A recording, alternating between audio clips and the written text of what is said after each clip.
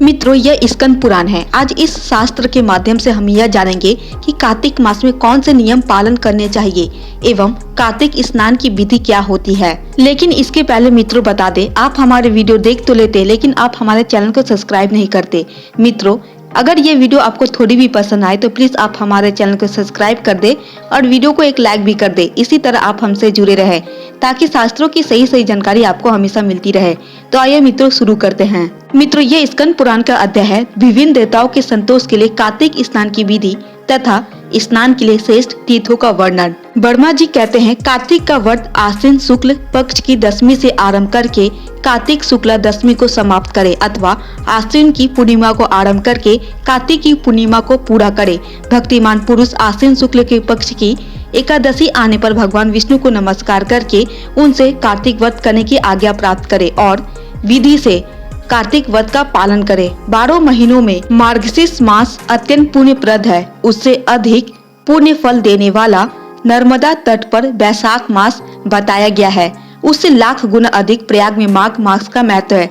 उससे भी महान फल देने वाला कार्तिक मास है। इसका महत्व सर्वत्र जल में एक सा ही है। एक और सब दान व्रत और नियम तथा दूसरी ओर कार्तिक का स्नान। तराजू पर रखकर वर्मा जी ने तौला तो कार्तिक का ही पलड़ा भारी रहा। स्नान, दीपदान, तुलसी के पौधों को लगाना और सींचना, पृथ्वी पर शयन, ब्रह्मचर्य का पालन, भगवान विष्णु के नामों का संकीर्तन तथा पुराणों का श्रवण, इन सब नियमों को जो कार्तिक मास में निष्काम भाव से पालन करते हैं वे ही जीवन मुक्त है। यह व्रत भगवान श्री कृष्ण को बहुत प्रिय है।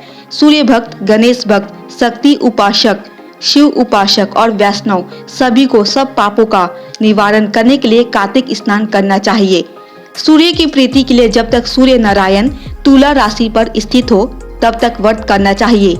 आश्विन की पूर्णिमा से लेकर कार्तिक की पूर्णिमा तक भगवान शंकर की प्रशंसा के लिए स्नान करना चाहिए।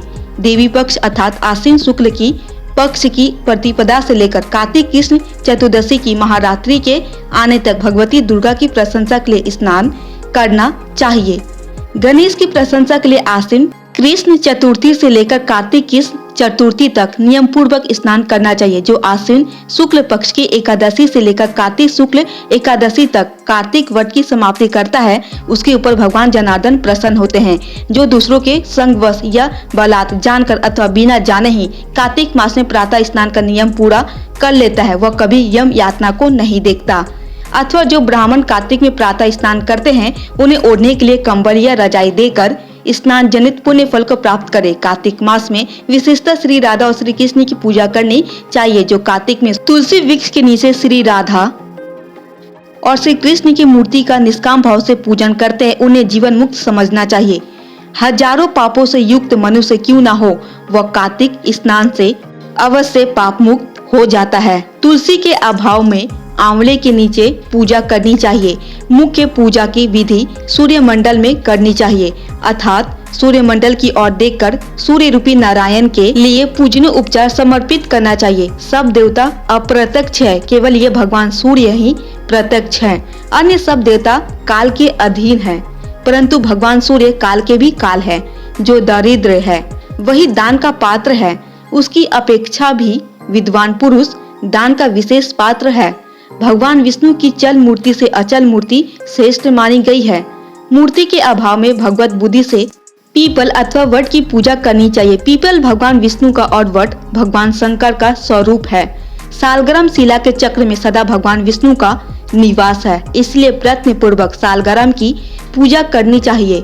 पलाश वर्मा जी के अंश से उत्पन्न हुआ है। जो कार्तिक मास में उसके पत्तल में भोजन करता है वह भगवान विष्णु के लोक में जाता है। पीपल के रूप में साक्षात भगवान विष्णु विराजमान है, इसलिए कार्तिक में प्रयत्न पूर्वक उसका पूजन करना चाहिए। जो लोग कार्तिक मास में स्नान, जागरण, दीपदान और तुलसी वन की रक्षा करते हैं वे भगवान विष्णु के स्वरूप है। जो भगवान विष्णु के मंदिर में झाड़ू देकर स्वास्तिक आदि का निष्काम भाव से मंगल चिन्ह बनाते और भगवान विष्णु की पूजा करते हैं वे जीवन मुक्त है। जब 2 घड़ी रात बाकी रहे तब तुलसी की मूर्ति का वस्त्र और कलश लेकर जलाशय के समीप जाए। पैर धोकर गंगा आदि नदियों तथा विष्णु और शिव आदि देवताओं का स्मरण करे। फिर नाभि के बराबर जल में खड़ा होकर इस मंत्र को पढ़े। जनार्दन, देवेश्वर, दामोदर, लक्ष्मी सहित आपकी प्रशंसा के लिए मैं कार्तिक में प्रातः स्नान करूंगा।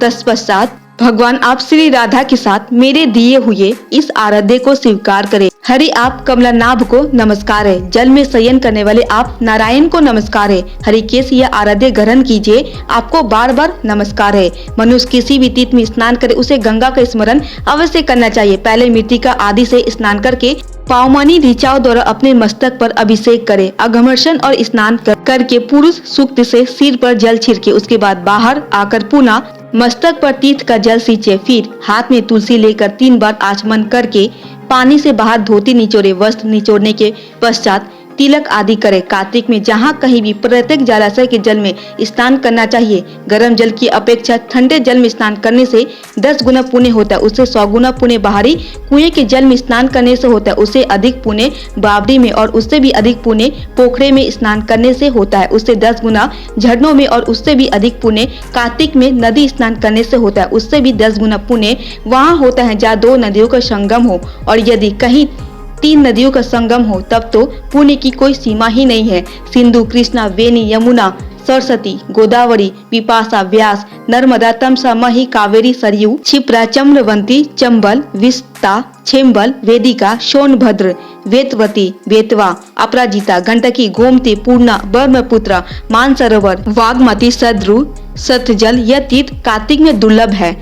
स्थलों से अधिक आर्यवर्त, विंध्याचल और हिमालय के भीतर का प्रवेश उत्तर भारत पुण्यदायक है। उससे भी कोल्हापुरी श्रेष्ठ है। कोल्हापुरी से श्रेष्ठ विष्णु कांची और शिव कांची है। उससे श्रेष्ठ है अनंत सेना का निवास स्थान। वाराह क्षेत्र से चक्र क्षेत्र और चक्र क्षेत्र से अधिक पुण्य में मुक्ति क्षेत्र है। उससे श्रेष्ठ अवंतीपुरी और अवंतीपुरी से श्रेष्ठ बद्रिका आश्रम है।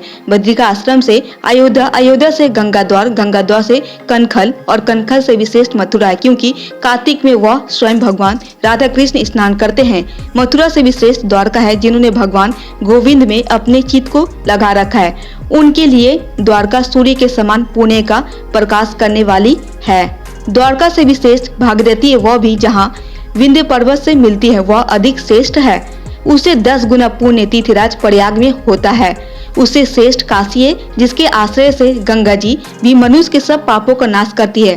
काशी में पंचनद पंचगंगा तीर्थ है, जो तीनों लोकों में विख्यात है। कार्तिक मास आने पर रौ नरक में पड़े हुए पितर भी चिल्लाते हैं कि क्या हमारे वंश में कोई ऐसा भाग्यवान पैदा होगा जो पंचगंगा में जाकर हमारे लिए नरक से उद्धार करने वाला तर्पण करेगा। लाखों पाप करके भी मनुष्य यदि पंचगंगा में नहाकर बिंदु माधव जी की पूजा करे तो उसके सभी पाप तत्काल नष्ट हो जाते हैं। कुछ रात बाकी रहते भी स्नान किया जाए तो वह उत्तम और भगवान विष्णु को संतुष्ट करने वाला है। सूर्य काल में किया हुआ स्नान मध्य श्रेणी का है। जब तक कृतिका अस्त न हो तभी तक स्नान का उत्तम समय है, अन्यथा बहुत विलंब करके किया हुआ स्नान कार्तिक स्नान की श्रेणी में नहीं आता। स्त्रियों को पति की आज्ञा लेकर कार्तिक स्नान करना चाहिए, क्योंकि पति से बिना पूछे जो धर्म कार्य किया जाता है वो पति की आयु को छीन कर देता है। स्त्रियों के लिए पति की सेवा छोड़कर दूसरा कोई धर्म नहीं है।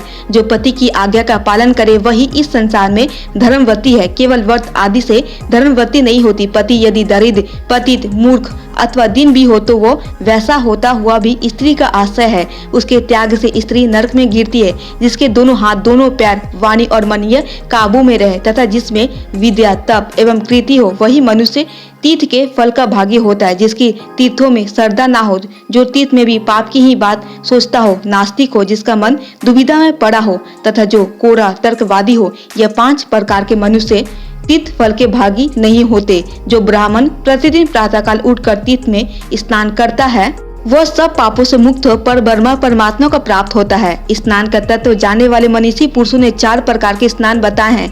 अव्यय, वरुण, ब्रह्म और दिव्य। गोधूली से किया हुआ स्नान वव्य कहलाता है। समुद्र आदि के जल में जो स्नान किया जाता है उसे वारुण कहते हैं। वेद मंत्रों के उच्चारण पूर्वक जो स्नान होता है उसका नाम ब्रह्म है तथा मेघों अथवा सूर्य की किरणों द्वारा जो जल अपने शरीर पर गिरता है उसे दिव्य स्नान कहा गया है। इन सभी स्नानों में वारुण स्नान सबसे उत्तम है।